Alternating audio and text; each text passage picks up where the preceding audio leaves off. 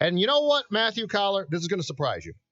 But I'm going to start off today's show by sort of turning the tables on the normal Zolgadian way.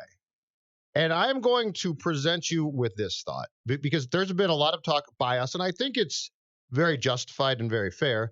But in recent weeks, including yesterday, about moves that the Vikings are trying to make or have not made, or things that seem like they might not go right. And I think the trend of those conversations have taken us in a direction where it sounds like we are continually saying this team's going to win about 4 games or 5 games. So given where things stand right now, let's back up a little bit.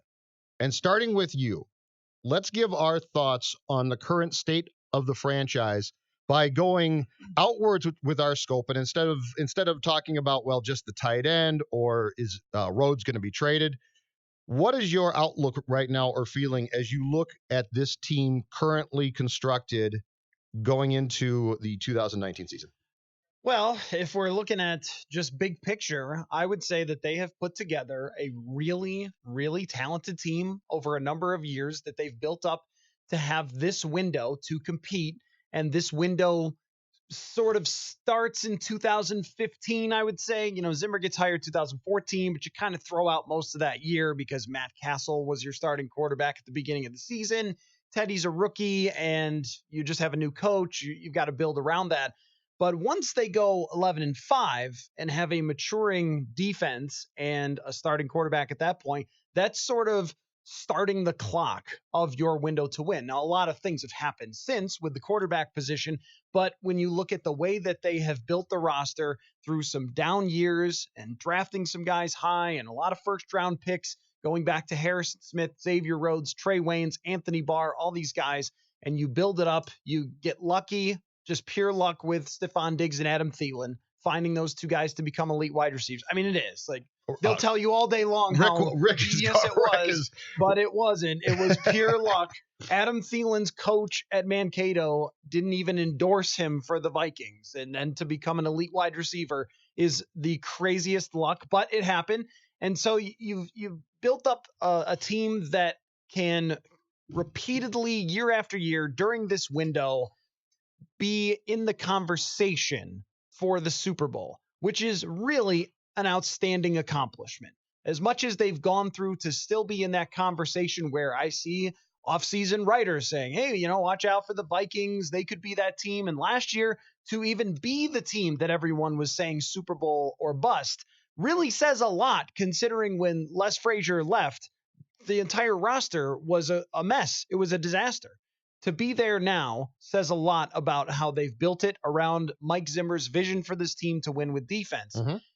Now, that being said, the way that they have handled some of the things, especially on the offensive side, and this includes the $84 million quarterback contract that they have put them in a very dicey position. It's not that they cannot win with Kirk Cousins. I get that tweet almost daily. Can't win with this guy. Can't win with him. Who was it that said that? Singletary can't win with him. Oh yeah. But yeah, he was. Ooh. I don't think that's true. And I think that they should have one of the best defenses in the NFL again, which always gives you a chance to be right there.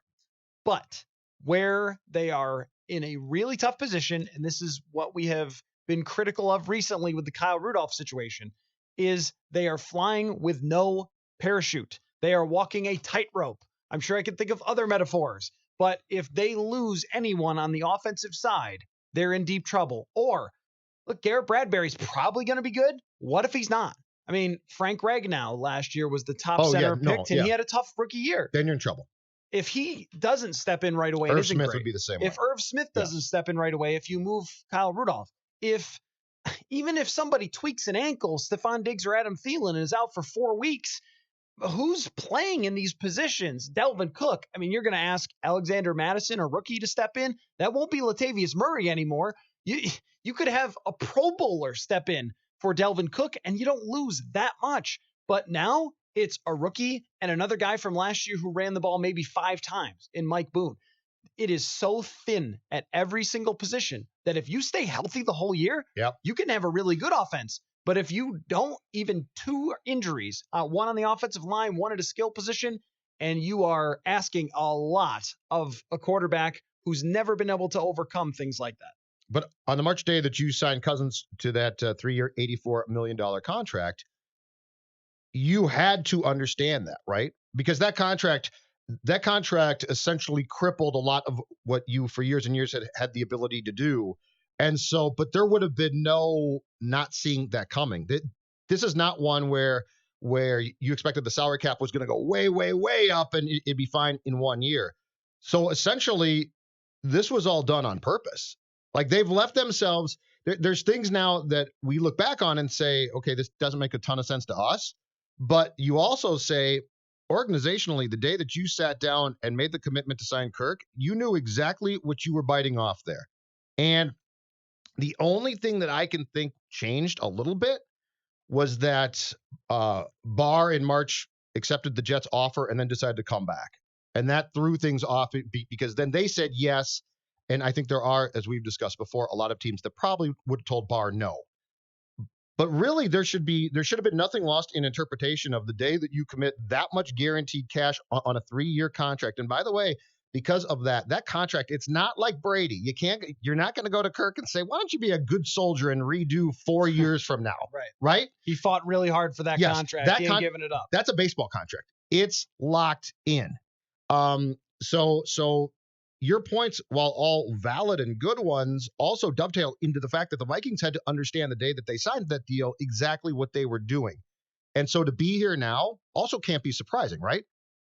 No, of course not. Like they can't be saying, how are we left with a rookie center and potentially a rookie tight end? That's the plan. This was the whole point that we kept making last year with the bust part of Super Bowl or bust. I didn't look at it as if they don't win the Super Bowl, it's going to fall apart like it did in 2010 for the Vikings after 2009 going to the NFC Championship. But things become much harder. The road becomes a lot rockier, and it's much more difficult to keep your talent around. And then age starts to play into every part of your roster. I mean, this is just how football works, right? I mean, but again, they knew that. Yeah, right. Like that's where this was going. That when you signed Kirk Cousins, you knew within 2 years there was going to be a handful of players that might not be as good as they were. And this even goes for Harrison Smith, who I think is a Hall of Famer, but he's not going to be what he was in 2017, more likely than not, once you get into this age. And for a lot of us, we think, well, I mean, this guy hasn't been around that long. I remember it wasn't too long ago when he was a rookie. That's football for you, though. Right. If it's not Ed Reed or Tom Brady, you're probably not talking about guys being that effective into their 30s. Kyle Rudolph keeps telling everybody in the world, like, I'm in the best shape of my life, and I have a lot of tread left on these tires. Realistically, you don't. It's probably 3 or 4 years for him because he's been healthy over the last 4 seasons. But I'm thinking of Xavier Rhodes. I'm thinking of Everson Griffin, Linval Joseph.